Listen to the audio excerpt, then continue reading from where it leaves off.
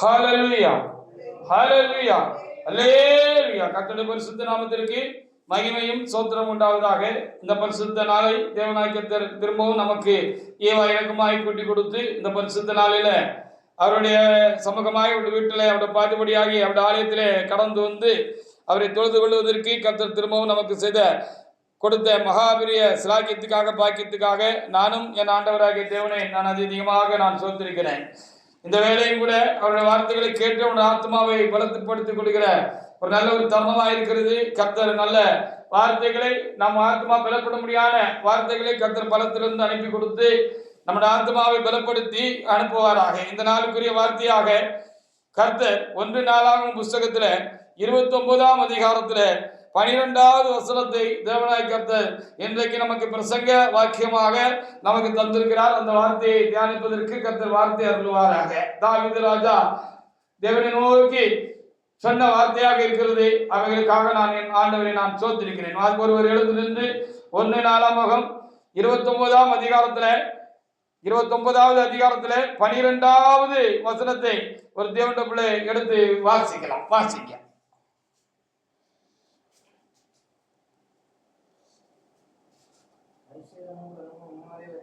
ஐஸ்வர்யமும் கனமும் உம்மாலே வருகிறது. தேவரீர் எல்லாவற்றையும் ஆளுகிறவர். உம்முடைய கரத்திலே சத்துவமும் வல்லமையும் உண்டு.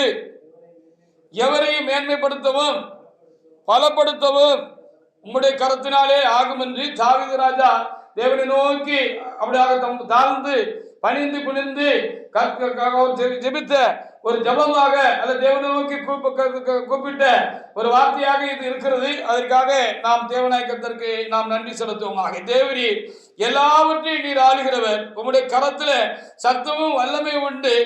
எவரையும் மேன்மைப்படுத்தவும் பலப்படுத்தவும் உம்முடைய கரத்தினால் ஆகும் என்று சொல்லி அவர் ஆண்டவரை பணிந்து கொண்டார் என்று சொல்லி இங்கே எழுதி வைக்கப்பட்டிருக்கிறது. அதற்காக நாம் தேவனாய் கர்த்தருக்கு நாம் சோத்திரம் செலுத்துவோமாக. எவரையும் மேன்மைப்படுத்தவும் பலப்படுத்தவும் உம்முடைய கரத்தினால் ஆகும் என்று அவர் சொன்ன அந்த வாக்கியம் அவருடைய வாழ்க்கையிலே அது சொந்தமாயிற்று. அவர் அந்த வார்த்தைக்கு அவர் சாட்சியாக இருந்தார், சொந்தக்காரராக இருந்தார் என்று சொல்லி நாம் அறிந்திருக்கிறோம். அதற்காக நம் ஆண்டவருக்கு நாம் அதிகமாக நாம் சோத்திரம் செலுத்துவோமாக.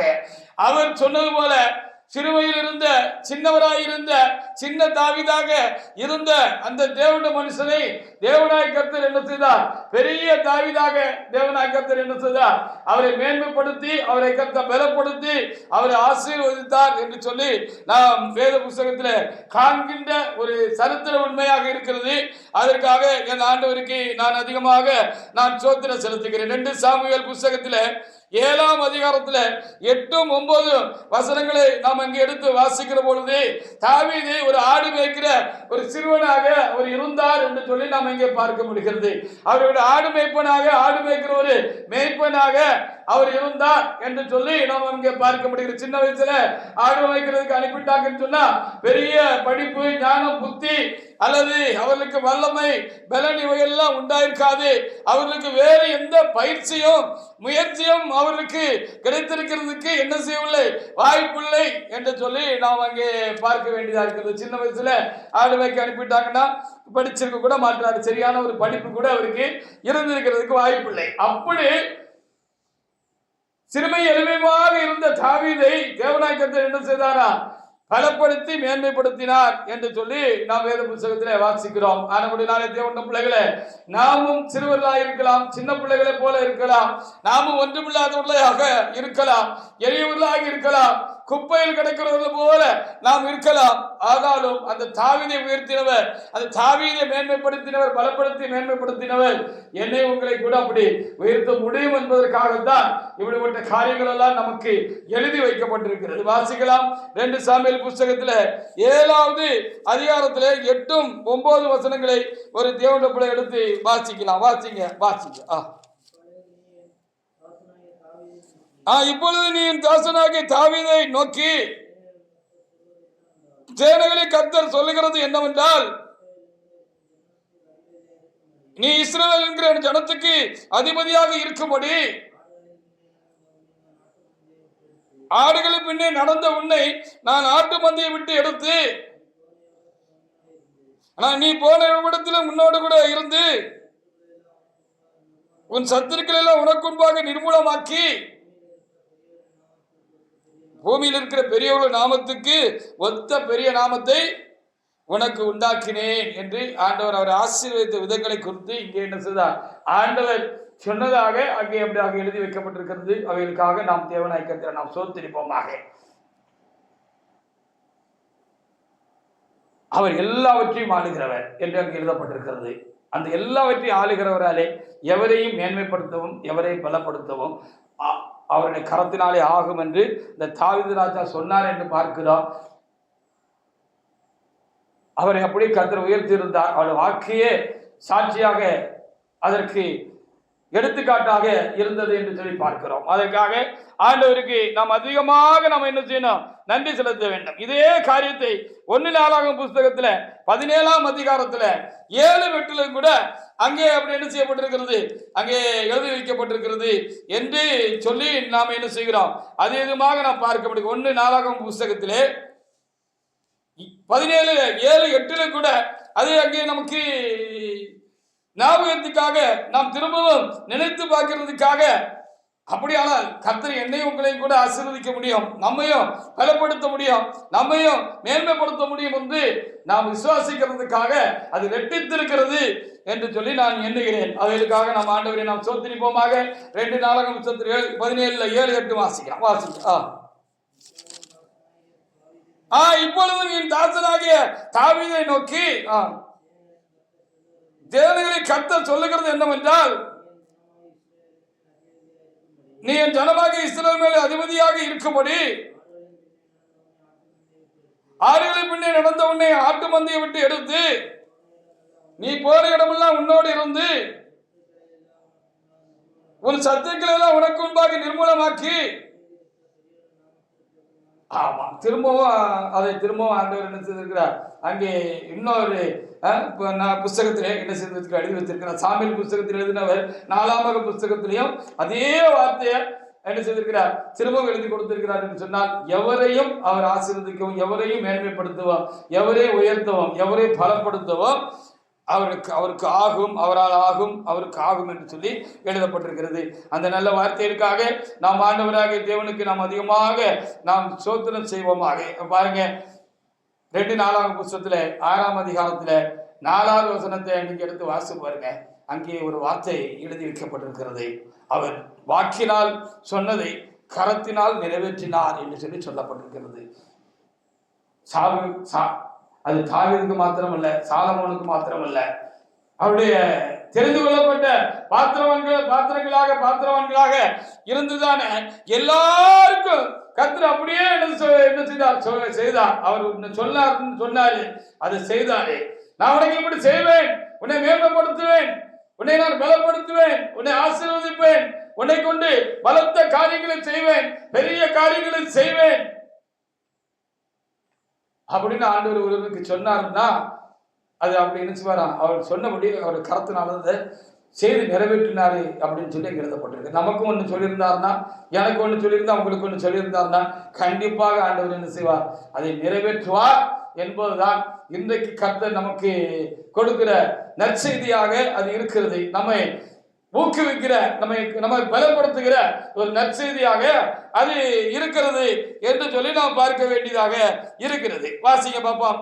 2 நாளாகமம் 6:4 ஒரு தேவனுடைய பிள்ளை எடுத்து வாசிக்கலாம். அவன் சொன்னது, இஸ்ரவேலின் தேவனாய கர்த்தருக்கு ஸ்தோத்திரம்.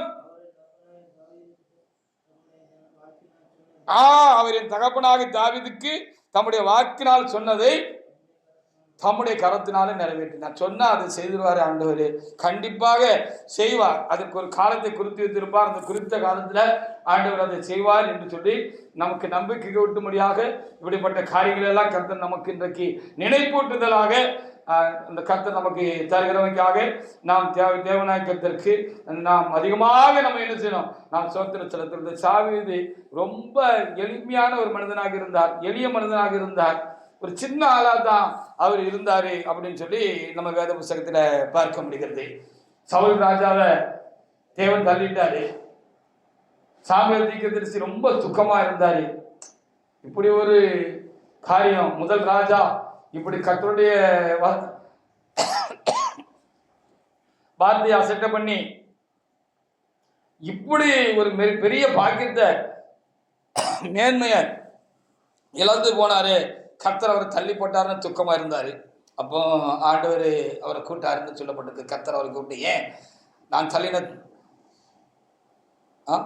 சவுலுக்காக நீ இன்னும் துக்கமா இருக்க? துக்கமாயிராத, இனி சிலுவையிலே நடத்துகிறதுக்கு நான் இன்னும் ஒரு மனுஷனை நான் தெரிந்து கொண்டேன். அவன் எனக்கு இதயத்துக்கு கேட்டவனாக இருப்பான். நீ அவனை போய் என்ன செய்ய, அபிஷேகிச்சுட்டு வா ராஜாவா அப்படின்னு சொன்னாரு. பெத்லகேமில் இருக்கிற ஈசாயின் புத்திரர்கள் ஒருவனை நான் தெரிந்து கொண்டேன். நீ போய் நான் உனக்கு சொல்லுகிற அந்த மனுஷனை நீ என்ன செய்ய, அடுத்த ராஜாவாக நீ அபிஷேகம் பண்ணுன்னு சொல்லி சாமுவேலை அனுப்பிட்டாரு. சாமுவேலும் போனார். சாமுவேலும் போய் அங்க சவுல் ராஜாவா இருக்கிறார் அல்லவா, அவர் கையில அதிகாரம் இருக்கிறது அல்லவா. அப்படினால் நான் இன்னொரு கர்த்தர் ராஜாவா அபிஷேகம் பண்ண சொன்னாரு. ஈசாய் புத்திரல ஒரு பையனை ராஜாவா அபிஷேகம் பண்ண சொன்னாரு. அவரை அபிஷேகம் பண்ணிருக்கு நான் வந்திருக்கேன்னு சொல்ல முடியாது என்கிறதுனால கர்த்தர் கொடுத்த ஞான ஆலோசனையின்படி என்ன செஞ்சாரு, அவரு எங்க பெத்லகேமில போய் நான் பலியிடுறதுக்கு வந்தேன், கர்த்தருக்கு பலியிடுறதுக்கு வந்தேன்னு சொல்லி அங்க இருக்கிற பெரிய மனுஷங்களெல்லாம் அழைச்சாரு பலி விருந்துக்குன்னு சொல்லி பார்க்கிறோம். அப்படியே அவங்கள கூப்பிட்டு சொன்னாரு. அங்க ஊர்ல அந்த வயதுல பெரிய மனுஷன் ஒரு ஆள் இருக்காருலப்பா, அந்த ஈசாயும் அவருடைய பிள்ளைகளையும் நீங்க என்ன செய்ய, அந்த பலி விருந்துக்கு அழைச்சி கொண்டுட்டு வாங்க அப்படின்னு சொல்லி அவர்களே கூப்பிட்டு இருந்தாங்க. விருந்தெல்லாம் ஆயுதமாயிட்டு அப்போ எல்லா பெரிய மனுஷங்களும் வந்தாச்சு. பெரிய மனுஷங்கள கூட அழைக்கப்பட்ட ஈசாயும் அவருடைய பிள்ளைகள் எல்லாரும் வந்துட்டாங்க. அப்போ உன் பிள்ளைகள் எல்லாம் எங்கப்பா கூப்பிடு அப்படின்னு சொல்லி அவரிடத்துல சொன்ன பொழுது, ஈசா இடத்துல சொன்ன பொழுது வரிசையா ஒவ்வொருத்தரையா கொண்டு வந்து விட்டாரு. முதல் மகன் வந்தான், 2வது மகன் வந்தான், 3வது மகன் வந்தான், 4வது மகன் வந்தான், 5, 6, 7 எல்லாம் வரிசையா 7 பிள்ளைகளையும் கொண்டு விட்டாரு. அப்போ கர்த்தர் இவங்கள ஒருவனை நான் தெரிஞ்சு கொள்ளல அப்படின்னு சொல்லிட்டாரு. என்னடா எல்லா பிள்ளைகளையும் கொண்டு பாட்டியிருக்கா, ஒருத்தரையும் கர்த்தர் தெரிந்து கொள்ளலன்னு சொல்லிட்டாரு அப்படின்னு சொல்லி ஈசாயை பார்த்து கேட்டாரு. உனக்கு இவ்வளவுதான் பிள்ளையா, இல்ல வேற ஒரு ஏதாவது பிள்ளைகள் இருக்கா, வேற பையன் யாராவது இருக்கானா அப்படின்னு சொன்னா, ஆமையா வேற ஒரு பையன் இருக்கா, கடைசி பையன் உண்டு, 8வது பையன் ஒருத்த உண்டு, அவன் சின்ன பையன், அவன் எங்க வீட்டு ஆடெல்லாம் மேய்க்கிறதுக்கு என்ன செஞ்சிருக்கான், அவனை நான் அனுப்பியிருக்கேன், மந்தையை கொடுத்து அனுப்பியிருக்கேன் அப்படின்னு சொல்லி அவர் சொன்னாரு. சாமுவேல் என்ன சொன்னாருன்னு வேதத்தில் எழுதியிருக்கு, ஈசாயை பலிவிருந்துக்கு அழைத்து கொண்டு வாருங்கள், அவருடைய பிள்ளைகள் எல்லாரையும் அழைத்து கொண்டு வரும்படியாக சொன்ன பொழுது இவர் என்ன செஞ்சிட்டாரு, தாவீதுக்கு தகவல் அனுப்பல. அப்ப இவரு கூட என்ன நினைச்சிருக்காரு, அவரை என்ன செய்ய பார்க்கிற பொழுது அவரை குறித்து ஒரு பெருசான ஒரு நினைவு இருக்குல்ல, அவன் என்ன சின்ன பையன், ஆடு வைக்கிற பையன் அப்படின்னு தான் நினைச்சிட்டு இருந்தாரு இல்லையே. அந்த பலி விருந்துக்கு கூட அவர் எல்லா பிள்ளைகளும் அழைச்சிட்டு வாங்குற பொழுது அவரை விட்டுட்டாரு அப்படின்னு சொல்லி நம்ம என்ன செய்ய முடிகிறது, பார்க்க முடிகிறது. அதுக்காக ஆண்டவருக்கு நாம் அதிகமாக நாம் சோத்திர செலுத்துமாக. அப்படி அற்பமாக எண்ணப்பட்ட அந்த தாவீதை தான் கர்த்தர் தெரிந்து கொண்டார் என்று சொல்லி நம்ம வேத புத்தகத்தில் நம்ம என்ன செய்ய முடிகிறது, பார்க்க முடிகிறது. 1 சாமுவேல் 16ஆம் அதிகாரத்துல 11, 12 வசனங்களை நீங்க எடுத்து வாசி பாருங்க. அப்போ எல்லாரும் வந்தாங்க, எல்லாரையும் ஆண்டவர் புறக்கணிச்சுட்டாரு. இவன் இல்லப்பா, இவன் இல்லப்பா, இவங்கள யாரையும் நான் தெரிந்து கொள்ளலன்னு சொல்லிட்டாரு.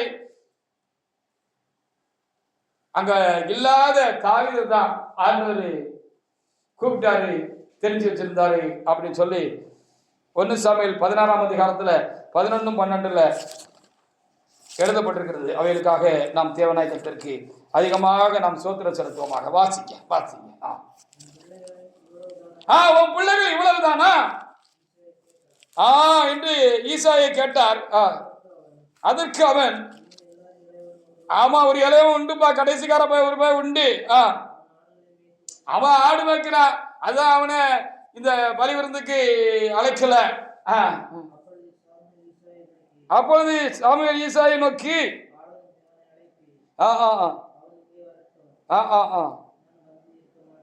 அவன் வர்ற வரைக்கும் நான் என்ன செய்ய மாட்டேன், பந்தி இருக்க மாட்டேன்னு அவர் சொன்னாரு அப்படின்னு சொல்லி அங்கே என்ன செய்யப்பட்டிருக்கிறது, எழுதப்பட்டிருக்கிறது. 12வது வசனத்தை ஆசிங்க. அவன் வந்த பிறதாப்பா இந்த பலிவிருந்தே ஆரம்பிக்கும். அவன் வர்ற வரைக்கும் யாரும் தெரிஞ்சக்கூடாது, இந்த பலிவிருந்த புசிக்க முடியாது, அவனை முதல்ல கூட்டிட்டு வா அப்படின்னு சொல்லிட்டாரு. உடனே இங்க இருந்து தகவல் பறந்துட்டு யாரையும் அனுப்பி, தாவீது நீ உடனே வரணும், சாமுவேல் ஐயா கூப்பிடுறாங்க, உங்க அப்பா கூப்பிடுறாங்கன்னு ஆளை அனுப்பி விட்டுட்டாங்க. அப்போ ஆளை அனுப்பி அவனை அழைப்பித்தான். அவன் சிவந்த மேனியும் அழகிய கண்களும் நல்ல ரூபமுள்ளவனா இருந்தான். அப்பொழுது கர்த்தர் சொன்னார், நான் சொன்ன ஆளி வந்தான், இவனை ராஜாவாக அபிஷேகம் பண்ணுன்னு சொன்னார். ஹல்லேலூயா. பாத்தீங்களா, அப்பாவே அற்பமா நினைச்சாரு, பெருசா நினைக்கல. நினைச்சிருந்தாருன்னா எலியாப்பையும் சம்மாவையும் மற்ற எல்லா பிள்ளைகளையும் ரெடி பண்ணவரு, அந்த நல்ல பலிவிருந்துக்கு ரெடி பண்ணவரு அவரையும் கூட்டிருப்பாரு தானே. அவரை ஒரு பொருட்டாவே நினைக்கிறார். ஆனா அவரை தான் கர்த்தர் நினைச்சிருந்தாரு, பலப்படுத்தி மேன்மைப்படுத்தினாரு. ஆட்டிடையனா இருந்ததான தாவீதை ஆண்டவர் என்ன செய்தார், ஆசீர்வதித்து சமஸ்த இஸ்ரவேலை ஆளும்படியாக அவரை உயர்த்தினார். அது தேவனுடைய கரத்தினாலே அது ஆயிற்றே. ஹல்லேலூயா. அப்போ எவரையும் மேன்மைப்படுத்தவும் பலப்படுத்தவும் அவராலே ஆகும் என்று அங்கே ரொம்ப சரியாக எழுதப்பட்டிருக்கு. 1 சாமுவேல் புத்தகத்திலே 17ல் 26 28 வரைக்குள்ள வசனத்தை கூட நம்ம இங்க எடுத்து வாசி பார்ப்போம். அவருடைய சகோதரர்களும் அவரை ரொம்ப அற்பமா பார்த்தாங்க, அற்பமா பேசி அவரை கடிஞ்சு, போ வீட்டுக்கு போ, எவ்வளவு துணிகிற உனக்கு, கொடி பைய, சின்ன பைய, கடைசி பைய, நீ இன்னும் சரியான ஒரு வளர்ச்சி கூட உனக்கு உண்டாகல, நீ என்ன செஞ்சிருக்க, இந்த போர்க்களத்துல அந்த கோலியாத்தை பத்தி விசாரிச்சுக்கிட்டு இருக்கிறியா, உனக்கு எவ்வளவு துணிகிறோம் அப்படின்னு திட்டி விரட்டி விட்டாங்க அப்படின்னு சொல்லி எழுதப்பட்டிருக்கிறது. அவர் சகோதரர்களும் அற்பமா எழுதுகிற அளவுக்கு தான் அவருடைய நிலை அன்றைக்கு காணப்பட்டது என்பதுதான் நாம் வேதத்தில் பார்க்க. அப்படி அற்பமா இருந்துச்சு. அப்பா பெருசா நினைக்கல, அண்ணன்மாரெல்லாம் அவர் ரொம்ப கடினமா நடத்துனாங்க, அவர் விரட்டி அடிச்சாங்க. அப்படிலாம் பார்க்கிறோம். அப்படியெல்லாம் இருந்த தாவீது தான் ஆண்டவர் என்ன செஞ்சாரு, ஒன்னுக்கும் உதவாக மாட்டான் அப்படின்னு நினைச்சவ அது தாவீது தான் ஆண்டவர் என்ன செஞ்சாரா, ராஜாவாக்கினாரு. அது கர்த்தரால் ஆயிற்று. அதனால்தான் எவரை மேன்மைப்படுத்த பலப்படுத்தவும் உங்களுடைய கர்த்தரால் ஆகும் என்று அவருடைய வாழ்க்கையே சாட்சியாயிட்டு அவர் சொல்லி வைத்து விட்டு போயிருக்கிறார் என்று சொல்லி நம்ம பார்க்க முடிகிறது. வாசிக்கலாம். 1 சாமுவேல் 17 26 முதல் சில வசனங்களை வாசிக்கலாம். வாசிங்க. அப்பொழுது தாவீது தன்னண்டையிலே நிற்கிறவர்களை பார்த்து,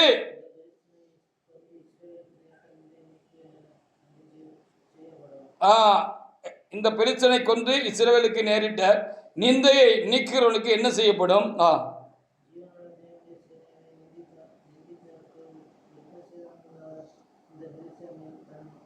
பெரியதா நீளமா போகுதுன்னா அது இடையில எந்த இடத்துல நிப்பாட்டணுமோ அந்த இடத்துல நிப்பாட்டி வாசிக்க கற்றுக்கிடணும், சத்தமாக வாசிக்க கற்றுக்கிடணும். உங்களுக்கு எவரே மேன்மைப்படுத்தும் பலப்படுத்தோம்னா வாசிக்கிறதுக்கும் உங்களை பலப்படுத்தும் மேன்மைப்படுத்தும் கர்த்தருக்கு ஆகும். அந்த நம்பிக்கையில் நம்ம என்ன செய்யணும், நம்ம சரியாக வாசிக்கணும். என்ன ஜீவனுடைய தேவனுடைய சேனையை நிந்திப்பதற்கு அப்படின்னு அங்கே ஒரு கொஞ்சம் அப்படி ஸ்டாப் போட்டிங்கன்னா அது சரியா இருக்கும். ஜீவனுள்ள தேவனுடைய சேனைகளை நிந்திக்கிறதற்கு விருத்த சேதனம் இல்லாத இந்த பெலிஸ்தியன் எம்மாத்திரம் என்றான். வாசிங்க. அதற்கு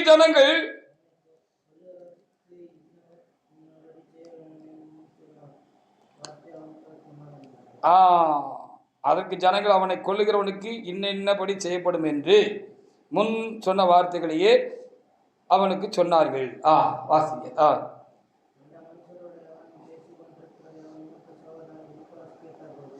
அந்த மனுஷரோடு அவன் பேசிக்கொண்டிருக்கிற மூத்த சகோதரன் எலியாப் கேட்ட பொழுது அவர் தாவீது மேல் கோபம் கொண்டு, நீ இங்க வந்தது என்ன? வாசிங்க, தைரியமா வாசிங்க. வனாந்திரத்தில் உள்ள அந்த கொஞ்சம் ஆடுகளை நீ யார் வசத்தில் விட்டாய்? உக்தத்தை பார்க்கலவாய் வந்தாய். உன் துணிகரத்தையும் உன் இதயத்தில் அகாகாரத்தை அறிவேன்னு சொல்லி ஓடி வீட்டுக்கு அப்படின்னு சொல்லி விரட்டு விரட்டி போட்டாரு அப்படின்னு சொல்லி இங்கே எழுதப்பட்டிருக்கிறது. ஆமா, அப்படி ஒரு மனிதர்களாக அற்பமாக மதிக்கப்பட்ட மனிதனை தான் கர்த்தர் என்ன செய்தாரா, பெரிய நிலைக்கு ஆசீர்வதித்தார் என்று சொல்லி பார்க்கலாம். நான் போய் அந்த கோலியாத்தை கொன்று இஸ்ரவேலுக்கு ஒரு பெரிய ரட்சிப்பை என்னால் கொடுக்க முடியும் என்று சொல்லி ஆண்டவர் மேலே உள்ள நம்பிக்கையில் விசுவாசத்துலேயும் அவர் உறுதியா சவுல்கிட்ட போய் சொன்னார். ராஜாவாகி சவுல்கிட்ட போய் சொன்ன பொழுது அவர் மேலே கீழே ஏற இறங்க பார்த்துட்டு சின்ன பையனா இருக்கான், ஆஜானு பாகவான உருவம் உள்ள வலிமையான தோள்களும் இல்லை அப்படிங்கிறதுல அப்படியே அவரை மேலே இருந்து கீழே வரைக்கும் அப்படி பார்த்துட்டு ரீடு பண்ணிட்டு, தம்பி நீ ரொம்ப சின்ன பையன்பா, அனுபவம் இல்லாதவன், நீ இதுக்கு முன்னால இப்படிப்பட்ட யுத்தத்தை எல்லாம் பார்க்காதவன், பழக்கம் இல்லாதவன், வேண்டாப்பா அப்படின்னு அவரு அப்படிதான் நினைச்சாரு. ஹல்லேலூயா அப்படின்னு 17:31 முதல் 33 வரைக்குள்ள வசனங்கள்ல எழுதப்பட்டிருக்கிறது. வாசித்து பாருங்க. 1 சாமுவேல் 17:31 முதல் 34 வரைக்குள்ள வசனங்களை வாசிக்கலாம்.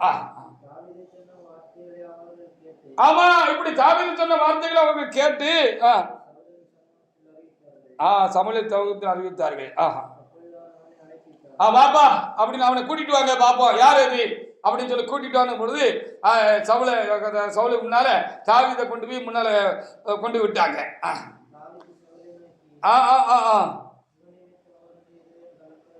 இவன் நிமித்தம் ஒருவனுடைய இருதயம் கலங்க வேண்டியதில்லை, உங்களுடைய அடியாக நான் போய் அந்த பெலிஸ்தனோடு நான் என்ன செய்வேன், சண்டைக்கு போவேன், அவனை ஜெயிச்சிருவேன் அப்படின்னு அவர் சொன்னாருன்னு என்ன செய்யப்பட்டிருக்கிறது, அங்கே எழுதப்பட்டிருக்கிறது. வாசிங்க. அப்ப என்ன சொன்னாரு சவுலு? அதெல்லாம் உனக்கு முடியாதுப்பா. அவரு உருவத்தை பார்த்து ஒரு கணக்கு எடை போட்டு இப்படி சொன்னாரு.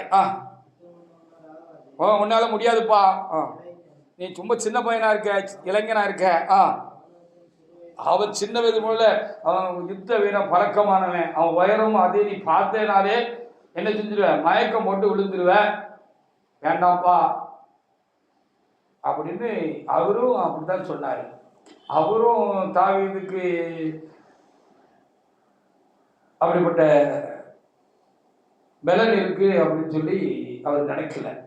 ஆனா தாவீதுக்கு பலனா இருந்தது அவருடைய ஆண்டவராகிய யெகோவா. ஹல்லேலூயா. அப்ப தாவீதுக்குள்ள பலனா இருந்தது, தாவீதுக்கு பலனாக இருந்தது அவருடைய தேவனாகிய யெகோவா தான் அவருக்கு பலனா இருந்தாரு. அந்த பலத்துலதான் அவர் பார்க்கறதுக்கு அற்பமா இருந்தாரு, சின்னாரா இருந்தாரு, ஆடு வைக்கிறவரா இருந்தாரு, படிப்பறிவு இல்லாத இருந்தாரு, ஞானம் இல்லாதவராக இருந்தாரு. அல்லது மூத்த சகோதரர்கள் 3 பேரும் ராமத்தில் பயிற்சி பெற்று இருந்தது போல இவருக்கு யுத்த பயிற்சி இல்லாமல் இருந்தது, எல்லாம் இருந்தது, ஒன்று இல்லாமல் இருந்தாரு, ஒன்று இல்லத்தான். ஆனா இவருக்குள்ள இருந்தது பலமுள்ள அவருடைய தேவனாக யெகோவா. ஹல்லேலூயா.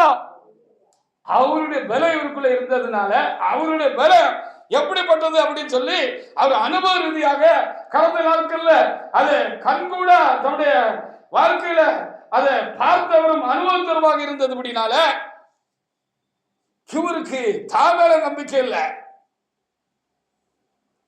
தனக்குள்ள இருக்கிற அந்த யெகோவா மேல அவருக்கு அவ்வளவு பெரிய நம்பிக்கை இருந்தது. ஹல்லேலூயா. பாத்தீங்களா? அதனாலதான் அவர் என்ன செஞ்சாரு,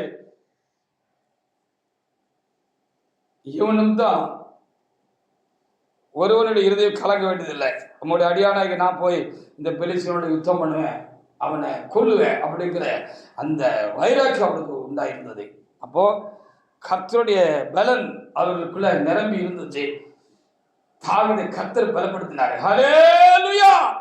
எவரையும் பலப்படுத்தவும் என்ற வார்த்தையும் அங்கே நமக்கு சேர்க்கப்பட்டிருக்கிறது. மேன்மைப்படுத்த மாத்திரமல்ல, எவரையும் பலப்படுத்தவும், தேவனுடைய வேலையை செய்து முடிப்பதற்கு எவரையும் பலப்படுத்தவும், பலம் உள்ளவன் பலம் இல்லாதவன் யாரா இருந்தாலும் சரி அவனையும் பலப்படுத்துகிறதுக்கு அவருடைய தேவனாலே ஆகும் என்பதற்கு, மேன்மைப்படுத்துகிறதுக்கு மாத்திரமல்ல, பலப்படுத்துகிறதுக்கும் அந்த தாவீதின் தேவனாலே ஆகும் என்பதற்காகத்தான், எனக்கு உங்களுக்கும் அதை எப்படாக சுட்டி காட்டுவதற்கு தான் தேவனாய கர்த்தர் என்ன செஞ்சிருக்கிறாரு, இத அவருடைய புஸ்தகத்துல எழுதி நமக்கு வச்சிருக்கிறாரு. ஹல்லேலூயா. ஆமா, நீங்க சின்ன ஆளா இருக்கலாம், நான் சின்ன ஆளா இருக்கலாம், மனிதனோட பார்வையில் அற்பமானவங்க தான். ஏன் நமக்கே தெரியும் நம்ம ஒன்றும் பெரிய ஆள் இல்லை அப்படின்னு சொல்லி, நமக்கும் தெரியும் சின்ன ஆளு தான் சொல்லி. ஆனா தாவீதுக்குள்ள இருந்த தேவன் பலம் உள்ளவராக இருந்து அவரை பலப்படுத்தினாரு. அந்த பலத்தினால் அவர் பெரிய வேலைகள் எல்லாம் அவரு செஞ்சாரு அப்படிங்கிறத நம்ம வேத புஸ்தகத்துல நம்ம பார்க்கிறோம். அவரை பலப்படுத்தின தேவன் அவரை மேன்மைப்படுத்தி உயர்த்தி கழிச்சு போடப்பட்ட அந்த மனுஷனை கர்த்தர் என்ன செஞ்சாரா, ஆசீர்வதித்து மேன்மைப்படுத்தி இஸ்ரவேலை ஆளும்படியாக கர்த்தர் செய்தார் என்று சொல்லி நம்ம பைபிள்ல இருந்து நம்ம பார்க்கிற ஒரு முக்கியமான ஒரு காரியமாக இருக்கிறது. அந்த தாவீது தான்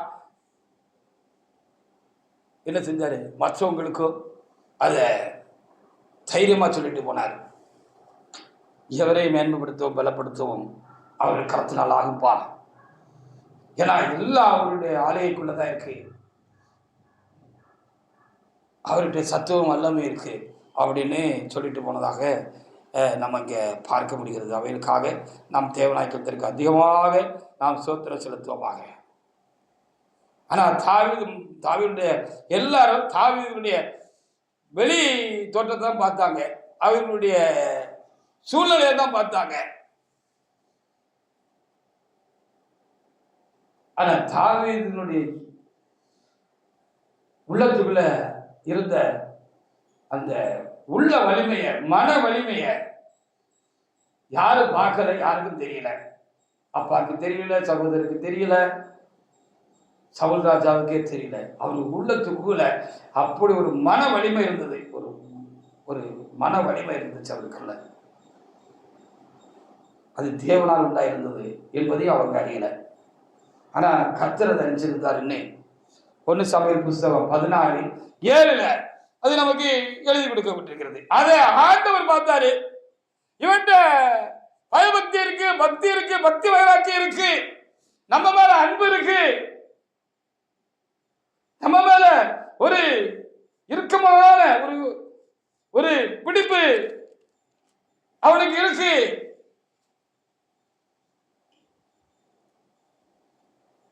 நாம அவனுக்குள்ள இருக்கோம், நம்முடைய பலம் அவனுக்கு இருக்கு. அதனால ஒரு விசை கரடியும் ஒரு விசை சிங்கத்தையும் அவனுடைய மன வலிமையினாலும் நம்முடைய ஆவின் வலிமையினாலும் அசால்ட்டா கிழிச்சு போட்ட அவனால இந்த கோலியாத்தையும் ஜெயிக்கவும், இந்த இஸ்ரேல் ராணுவத்துக்கும் சபைக்கும் ரட்சிப்பு தரவும் முடியும். இவனை ராஜாவாக்கினா ஒரு தாட்ட சாப்பிட்டுட்டு போடணும்னு பிரி போட்டுட்டு விடாத இவன் தம்முடைய ஜனங்களை என்ன செய்வான், அக்கறையோட அன்போடு கூட காத்து கொள்வான், ஆளுவான், அவங்களுக்கு நீதி நியாயங்கள்லாம் செய்வான் அப்படின்னு சொல்லி கர்த்தர் அவரே அறிந்து வச்சிருந்தார். மனுஷங்களுக்கு அவர் விளங்கல, அவரை பற்றி மனுஷங்களுக்கு விளங்கல, ஆனா ஆண்டவர் அவரை அறிஞ்சு வச்சிருந்தாரு அப்படின்னு சொல்லி இங்க எழுதப்பட்டிருக்கிறது. வாசிக்கலாம். 1 சாமுவேல் 16:7 வாசிக்கலாம். கர்த்தர் சாமுவேலை நோக்கி, இவனுடைய முகத்தையும்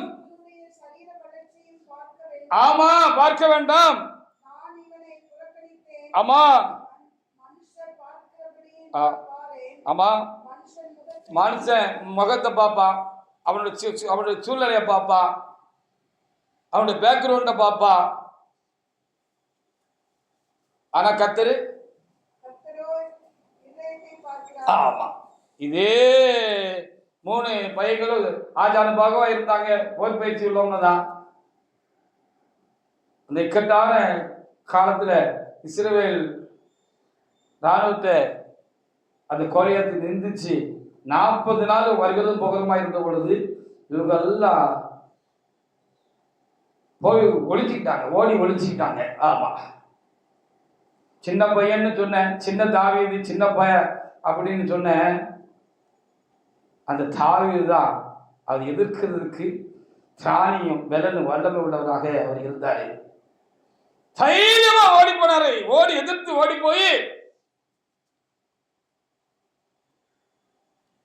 பையிலிருந்து கல் எடுத்து கவுன்ல வச்சு சுத்திட்டு ஒரு அடி. அவர் என்ன செஞ்சாரு? யெகோவாவின் நாமத்தினால அவர் சுத்திட்டு ஒரு அடி அடிச்சாரு, எரிஞ்சாரு. அவன் நெத்தியில போய் பொத்துட்டு கீழே வந்துட்டான். தைரியமா ஓடி போய் என்ன செஞ்சாரு இந்த தாவீது? அவன் இடுப்புல இருக்கிற அந்த பெரிய வாளை எடுத்து ஒரே வெட்டா தலையை வெட்டி துண்டாக்கி அந்த தலையை தூக்கிட்டு ஹல்லேலூயா அவர் கடந்து போனாரு அப்படின்னு சொல்லி வேதத்தில் சொல்லப்பட்டிருக்கிறது. தாவீதின் பலன் என்னன்னு ஆண்டவருக்கு தேவனுக்கு தெரிஞ்சது, மனுஷர்களுக்கு தெரியவில்லை. ஹல்லேலூயா. அது அப்படினால சின்ன ஆளா இருக்கலாம், அப்பமா இடப்பட்டவங்களா இருக்கலாம் நீங்க. ஆனா கர்த்தர் உங்களை மதிக்கிறாரு. கர்த்தர் உங்களை மதிக்கிறாரு. கர்த்தருக்கு உங்களுக்குள்ள இருக்கிற காரியம் அவருக்கு தெரியும். உங்களுக்குள்ள இருக்கிற பக்தி வைராக்கியம் அவருக்கு தெரியும். நீங்க கர்த்தருக்காக எதையும் செய்வீங்க, அதற்காக எதையும் இழக்கிறதுக்கு நீங்க தயங்க மாட்டீங்க. அவரு தான் உங்களுக்கு முக்கியம். அவரை காட்டுல எதுவும் உங்களுக்கு முக்கியம் இல்ல, நீங்களே முக்கியம் இல்ல அப்படின்னு உங்களையே அந்த ஆண்டவருக்காக கொடுக்கிற கூடிய அப்படிப்பட்ட ஒரு ஆசீர்வாதம் உங்களுக்குள்ள இருக்குன்னு அந்த ஆண்டவருக்கு தெரியுமா இருக்கும். ஹல்லேலூயா. அதான் இங்க இப்படி எழுதப்பட்டிருக்கிறது. நீங்க எல்லாம் வெளியே இருக்கிற காரியங்களை பார்க்குறீங்க, நானும் ஒரு மனிதனுக்குள்ள இருக்கிறத நான் பார்க்கிறேன். இவனெல்லாம் கோல போயிடுவா, அண்ணன்மார் 3 பேர் இருக்கானுல, எல்லாரும் கோல போயிடுவா.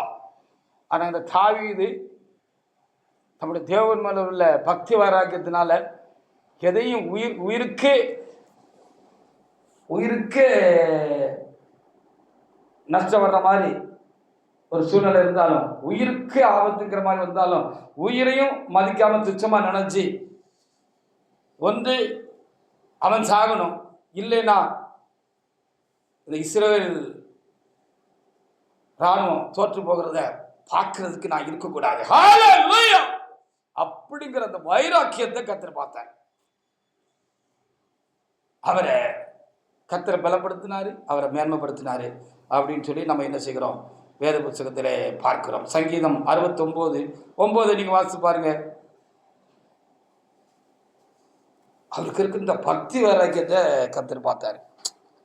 நமக்கு ஒரு ஆள் மேல அதிகமான வைராக்கிய அன்பு இருக்கு அப்படின்னு சொன்னா எந்த சூழ்நிலையிலும் நம்ம என்ன செய்ய மாட்டோம்? அவங்களுக்கு ஒரு குறைவு, ஒரு நஷ்டம், ஒரு கஷ்டம், அவங்களை யாராவது அவமானப்படுத்துறாங்க அப்படின்னு சொன்னா நமக்கு எங்க இருந்தா அப்படி ஒரு பலம் வருது, ஒரு வீரம் வருதுன்னு தெரியாது. நம்ம என்ன செஞ்சிருவோம்? சாடிடுவோம், எதையும் பார்க்க மாட்டோம். அப்படி ஆண்டவர் மேல அவருக்கு ஒரு அதீதமான பக்தி வைராக்கியம் இருந்தது இல்லை. அதனால கர்த்தர் என்ன செய்தார்? அவரை பலப்படுத்தினாரு, அவரை மேன்மைப்படுத்தினாரு அப்படின்னு சொல்லி நம்ம அறிய முடிகிறது. சங்கீதத்துல 69:9 ஒரு தேவனுடைய பிள்ளை எடுத்து வாசிக்கலாம். வாசிங்க. உங்களை வீட்டை குறித்து உண்டான பக்தி வைராக்கியம் அவன் என்னை பட்சித்தது. ஆமா ஆமா இல்லை தாவீது அப்படின்னு தாவீத கோலியாத்தை கூப்பிட்டு ரொம்ப அற்பத்தனமா பேசி பரியாசம் பண்ணி அவமானமா சொன்னது போல இருந்துச்சான். அவன் இஸ்ரவேலுடைய தேவனையும் இஸ்ரவேலின் தேவனுடைய சேனையாகிய அந்த சேனையும் அவன் நிந்திச்ச பொழுது அவரை சொன்ன மாதிரி அவருக்கு பொத்துக்கிட்டு வந்துச்சு கோபம். ஹல்லேலூயா. வருதா? நமக்கு வந்தா நம்மளையும் கர்த்தர் காலத்துல மேன்மைப்படுத்துவார்.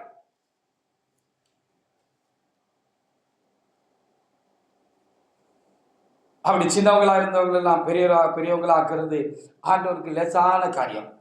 சங்கீதம் 113 7-8 வசனங்களை வாசித்து பாருங்க. சங்கீதம் 113 7-8 வசனங்களை ஒருவர் எடுத்து வாசிக்கலாம்.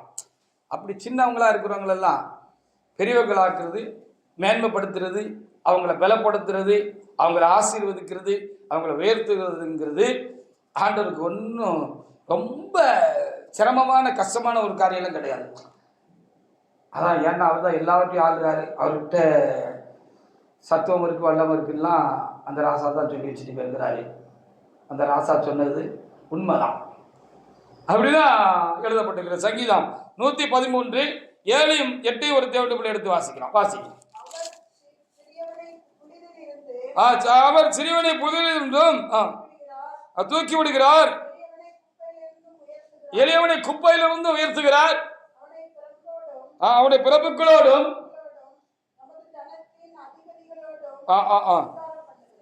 தனத்தின் அதிபதிகளோடு உட்கார பண்ணுகிறார் என்று சொல்லி சொல்லப்பட்டிருக்கிறது. அல்லேலூயா. குப்பை மேட்டில் கடந்தாலும் கோபுரத்தில் கொண்டு ஆண்டு வச்சிருவார். அல்லேலூயா. அது அவருக்கு லேசான காரியம். அப்படிதான் தாவீதை வச்சாரு. அவர் ஆட்டிடையனா இருந்தார், ஆடி வைக்கிறவனா இருந்தார். எல்லாரும் அவரை நினைக்கவே இல்லை. எல்லாரும் தகப்ப புறக்கணிச்சாங்க, எல்லாரும் புறக்கணிச்சாங்க, சகோதரர் புறக்கணிச்சாங்க. சவுல் கூட முடியாதுப்பா, வேண்டாம் தம்பி அப்படின்னு சரிப்பா அவரு தட்டி கொடுத்து, சரி அண்ணனை பார்க்க வந்தேன், சரி என்ன அண்ணனுக்கு அப்பா பைத்தம் பயிர் கொடுத்து விட்டாங்க, அது கொண்டு கொடுக்க வந்தேன். அப்படியா, நல்லதப்பா கொடுத்துட்டே இல்ல, நல்ல பிள்ளை இல்ல, நீ வா, நீ வீட்டுக்கு போயிட்டு வா அப்படின்னு அவரும் சொன்ன மனுஷன் தான்.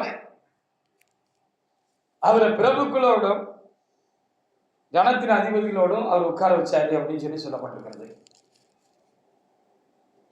அவர் கோலியாத்தை ஜெயித்த பிற்பாடு அவர் ஒரு முக்கியமான ஆளாயிட்டாரு. சமஸ்ய இஸ்ரவேல்ல அரசாங்கத்துல ரொம்ப முக்கியமான ஆளாயிட்டாரு. ஜனங்களுக்கு மத்தியில போக்குவரத்து தான் இருந்தாரு. அட்ரஸ் இல்லாம இருந்த அவரு இப்ப எல்லாருக்கும் ரொம்ப ஃபெமிலியரான ஆளாயிட்டாரு. ரொம்ப தெரிஞ்ச ஒரு மனுஷனாக, பிரபலமான ஒரு ஆளாக ஆயிட்டாரு. எல்லாரும் அவரை வந்தனம் பண்ணாங்க. ராஜாங்கத்துல அவருக்கு ஒரு முக்கியமான இடங்களும் பொறுப்புகளும் உண்டாயிட்டு பிரபுகளோட சமமா உட்கார்ந்திருந்தாரு, பெரியவங்களோட சமமா உட்கார்ந்திருந்தாரு. அதோட போடுன்னு ஆண்டவர் வைக்கிறார். ரொம்ப பெரியவனாக்கிட்டார். அந்த பிரபுகளுக்கு மேற்கெல்லாம் பிரபுவாக அவரை மாற்றி இஸ்ரவேலுக்கு தேசத்துக்கே ராஜாவாக்கிட்டாரு. நேத்து சமமா இருந்தவங்க நேத்து அவரை விட கொஞ்சம் உயர்ந்த அந்தஸ்துல ஆசனங்கள்ல ராஜாங்கத்தில் இருந்தவங்க, படைகள்ல தலைவர்களாக இருந்தவங்க, இவங்களெல்லாம் காட்டிலும் தூக்கி ஆண்டு எடுத்துட்டாரு. உயரமான ஒரு இடத்துல மேன்மைப்படுத்தி அவரை பலப்படுத்தி ஆசீர்வதித்து வச்சுட்டாரு. ஹல்லேலூயா. என்ன தாவீது எப்படி இருக்க அப்படின்னு கேட்ட படைத்தலைவர்கள், என்ன தாவீது நல்லா இருக்கையான்னு ஒருமையில பேசுறவங்க, இல்ல சமமா இருந்தவங்க, என்ன தாவீது எப்படி இருக்கிறீர், நல்லா இருக்கிறீரா, ஆமையா நான் நல்லா இருக்கிறேன், நீங்கள் நல்லா இருக்கிறீர்களா அப்படின்னு கேட்டவங்க எல்லாம் இப்ப அவரை குனிஞ்சு கும்பிட நிலைமைக்கு கர்த்தர் ரொம்ப தாபனத்துக்கு வச்சுட்டாரு. ஹல்லேலூயா. இது கர்த்தருடைய கருத்தினால் ஆயிட்டு, கர்த்தரால் ஆயிட்டு. கர்த்தரால் எவரை மேன்மைப்படுத்தி எவரை பலப்படுத்தவும் அவராலே ஆகும் என்ற திட்டமாக நமக்கு எழுதி கொடுக்கப்பட்ட ஒரு காரியமாக அது இருக்கிறது. பாத்தீங்களா? சரிதானே? அப்படி ஆயிட்டு தானே. படைத்தலைவரை கூப்பிடுங்க அப்படின்னு தாவீது பின்னாட்கள்ல கூப்பிடுகிற பொழுது அவர் வந்து அவர் பணிஞ்சு அப்படி நிமிர்ந்து குனிஞ்சு பணிஞ்சு எழுந்து நின்றிருப்பார். அரசே, தாங்கள் என்னை அழைத்தீர்கள் என்று சொன்னார்கள் அப்படின்னு சொல்லி, என்ன அரசே அப்படின்னு சொல்லி ரொம்ப தயவா பணிஞ்சு குனிஞ்சு நின்று இருப்பாரு. ஹல்லேலூயா. எங்க தூக்கிட்டாரு பாருங்க, ஒரே தூக்க தூக்கிட்டாரு. ஹல்லேலூயா. அப்போ ஒரு ஆட்டிடையனை இவ்வளவு போய் உயரத்துக்கு தூக்க முடியும்னா என்னையும் உங்களையும் கூட அவரால் எந்த உயரத்துக்கும் தூக்க முடியும், எந்த உயரத்துக்கும் தூக்க முடியும். அல்லேலூயா, எந்த உயரத்துக்கும் தூக்க முடியும்.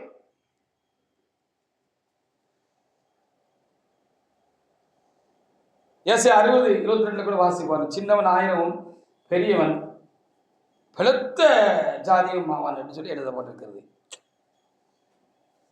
ஒரு பார்க்கப்பட இருக்கிற லேசான காரியம் இது உமக்கு, இது லேசான காரியம்னு அந்த பாட்டில் நம்ம பார்வைக்கு ரொம்ப கஷ்டமான காரியம்லாம் நம்ம கடவுளுக்கு தேவனுக்கு லேசான காரியம்னு அவங்க பாடி வச்சிருப்பாங்க.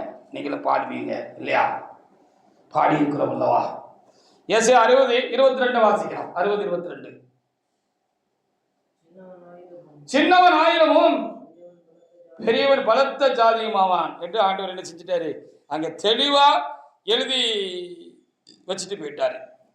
இந்த நிலைக்கு அவர் உயர்த்தப்படுகிறதுக்கு முன்னால அதிகமான நெருக்கங்கள் கஷ்டங்கள் அவருக்கு உண்டாயிருந்தது. ஜீவனுக்கு அவர் உயிருக்கு கேரண்டி இல்லாமல் இருந்துச்சு. அப்பவும் கர்த்தருடைய கரம் அவர் மேல இருந்தது. கர்த்தர் அவர் கூட இருந்தாரு, அவரை பலப்படுத்திக்கிட்டே இருந்தார்.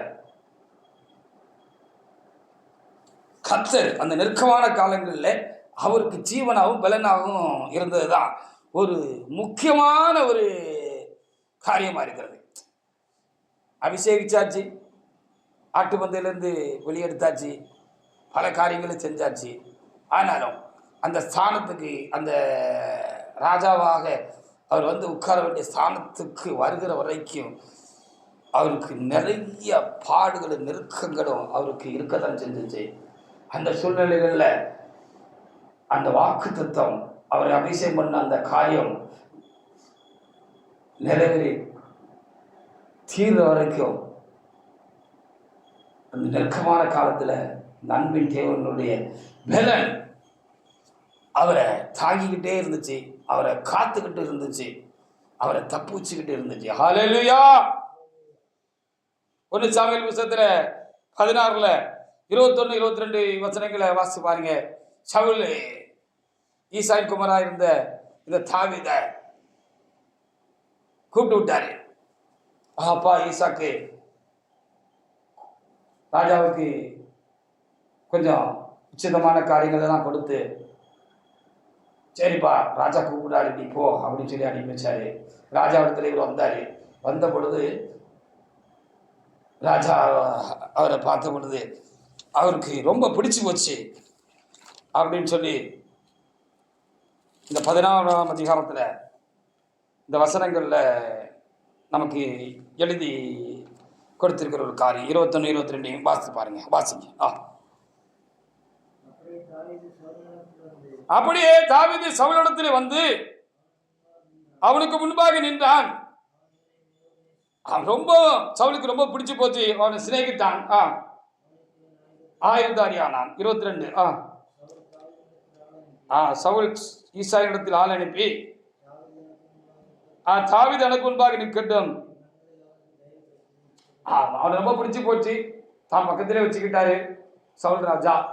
திருப்பி கூட்டிட்டு வந்த அந்த ஆளை திருப்ப ஈசாய்க்கு அனுப்பி, தாவீது என்கிட்ட இருக்கட்டும், எனக்கு முன்பாக இருக்கட்டும், அவனுக்கு என் கண்ணில் தயவு கிடைச்சிச்சு அப்படின்னு தான் அன்றைக்கு சொன்னாரு.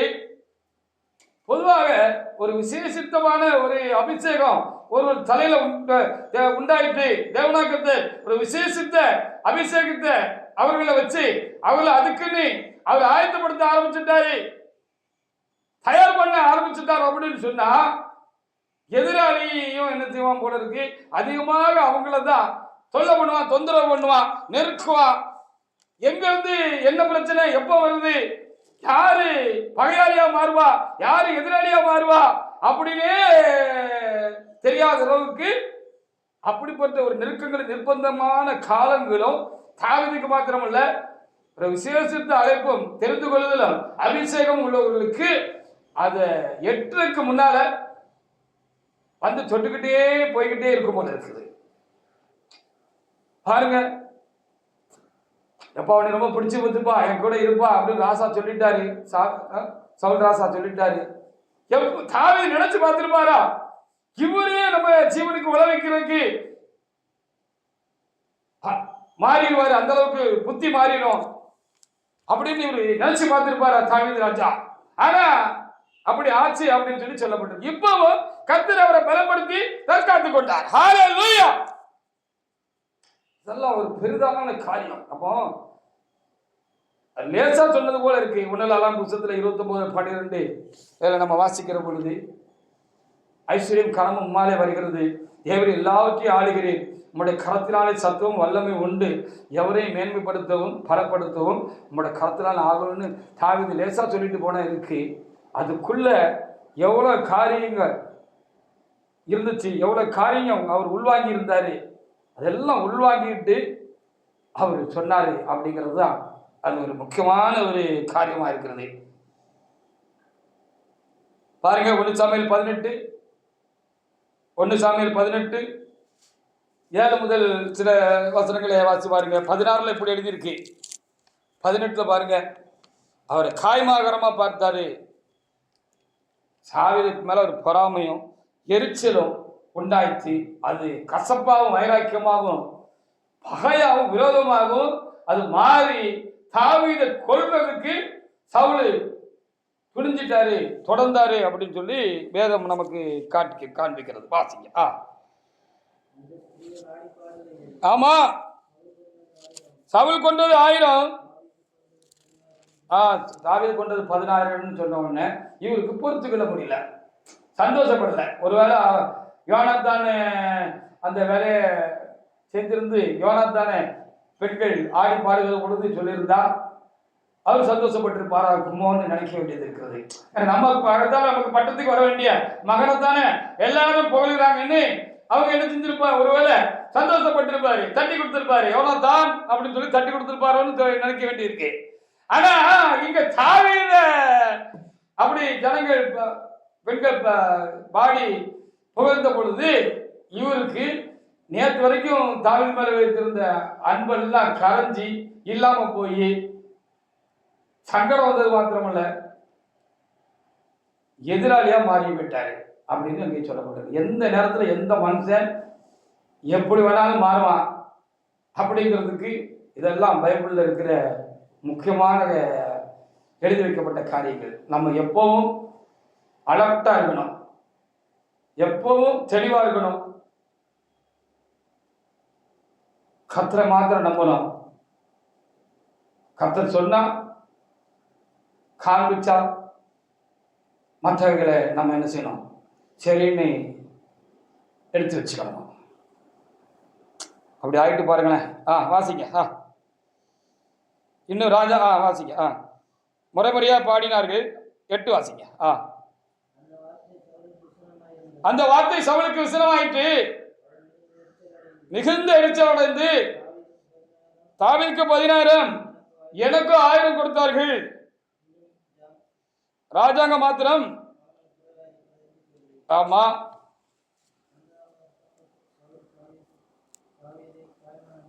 ஆமா, தாவீது காய்மாரமா பார்த்தாரு அப்படின்னு சொல்லி அங்க எழுதப்பட்டு எதிரியாவே மாறிட்டாரு.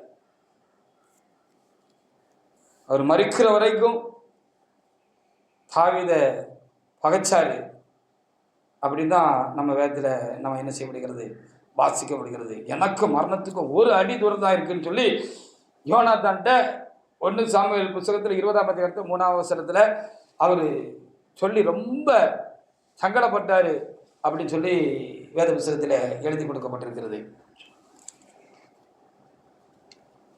ஆனால் அவர் கூட கர்த்தர் இருந்தாருன்னு வேதம் சொல்லுது. எப்பவும் கர்த்தர் அவர் கூட இருந்தாரு, கர்த்தர் கூட இவரு இருந்தாரு. கர்த்தர் இவருக்குள்ள இருந்ததுனால இப்படிப்பட்ட ரொம்ப கஷ்டமான சூழ்நிலையிலும் பாதிப்பான ஆபத்தான உயிருக்கு ஒரு நெருக்கமான ஒரு சூழ்நிலையில் இருந்த போதிலும் கர்த்தர் அவர் கூட இருந்து அவரை பலப்படுத்தினாரு, அவரை தாங்கினாரு, அவரை பாதுகாத்தாரு, அவரை தப்பித்தாரு. முடிவுல கடைசியில் என்ன செஞ்சிட்டாரு, அவர் அபிஷேகத்தை கர்த்தர் என்ன காரியமா அபிஷேகித்தாரோ அந்த காரியமா அவரை உயர்த்தி அவர் சொன்னபடி அந்த ராஜ ஆசனத்தில் அவரை என்ன செஞ்சுட்டாரு, கர்த்தர் வச்சுட்டாரு. ஹல்லேலூயா. 1 நாளாக 29, 26 முதல் 28 வரைக்குள்ள வசனங்களை நம்ம வாசித்து பார்த்தான்னு சொன்னால், ஈசாயின் குமாரன் தாவீது உடைய காரியங்கள் என்று சொல்லி அங்கே எழுதி என்ன விட வச்சிருக்கு அப்படின்னு சொல்லி நம்ம பார்க்கிற பொழுது, அவர் சமஸ்த இஸ்ரவேலோட ராஜாவாக இருந்தார். இன்னும்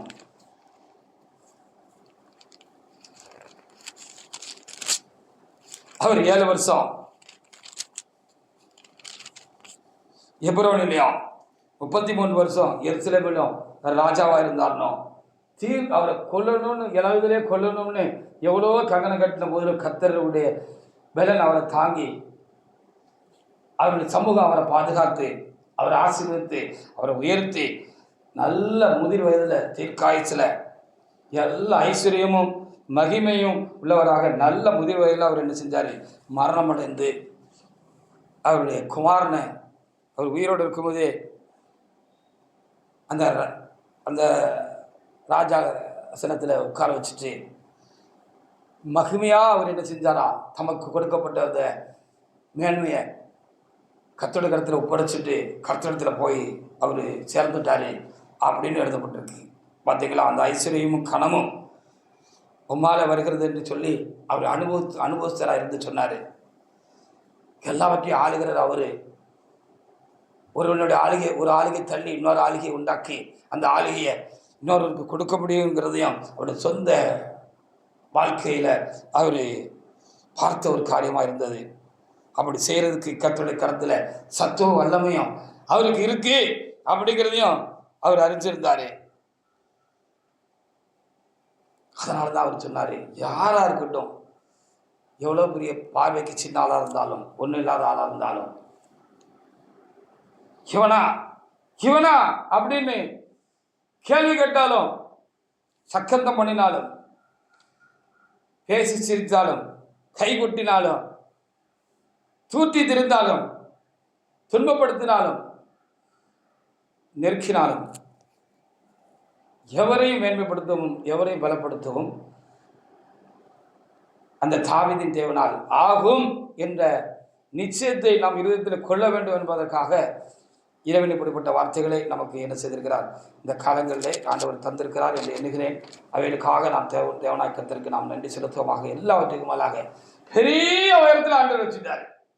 இங்க மாத்திரமல்ல, பரலோகத்தில் ஒரு பெரிய ஒரு அந்தஸ்து அவருக்கு உண்டாயிற்று. இயேசு கிறிஸ்து இந்த உலகத்தில் வந்தாரு, அது அவர் தேவனுடைய குமாரன். ஆனால் அந்த உலகத்துல மனுஷனா அந்த தேவனுடைய குமாரனாகிய கிறிஸ்து இயேசு இந்த உலகத்தில் வந்த பொழுது, அவரை குறித்து சரித்திரம் எழுதுகிற பொழுது, ஆபிரகாமின் குமாரனும் தாவீதின் குமாரனும் ஆகிய கிறிஸ்து இயேசுடைய ஜனன விவரம்னு மத்தேயு 1:11 எழுதிக்கு பாருங்க. ஹல்லேலூயா! இது எவ்வளவு பெரிய மேன்மை, தாவீது கிடைச்ச பெரிய மேன்மை. இஸ்ரவேல் அரசாண்ட மேன்மையை காட்டிலும், ராஜாவாயிருந்த மேன்மையை காட்டிலும், இந்த உலகத்தையே படைத்த தேவன் இந்த உலகத்துல மனுஷனா கடந்து வந்த பொழுது, இவருடைய குமாரன், இவர் தாவீதுடைய குமாரன், ஆபிரகாமுடைய குமாரன் என்று வரிசைப்படுத்துகிற ஒரு பாக்கியத்திற்கு பாக்கியசாலியாக அவர் இருந்தார். ஹல்லேலூயா! எவ்வளவு பெரிய உயரம் பாருங்க. ரொம்ப உயரத்துக்கு போயிட்டாரு தாவீது, உயர்த்தப்பட்டு விட்டார் அவருடைய தேவனால். மத்தேயு 1:11 வாசித்து பாருங்க பாப்பா. மத்தேயு 1:11.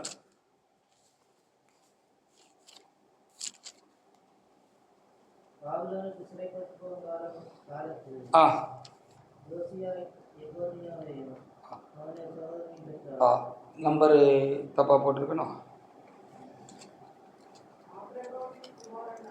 எத்தனாவது வசனம்? மத்தேயு 1:1. சாரி 1:1. சாரி 11 இல்லை, 1:1. ஆபிரகாமின் குமாரனாகிய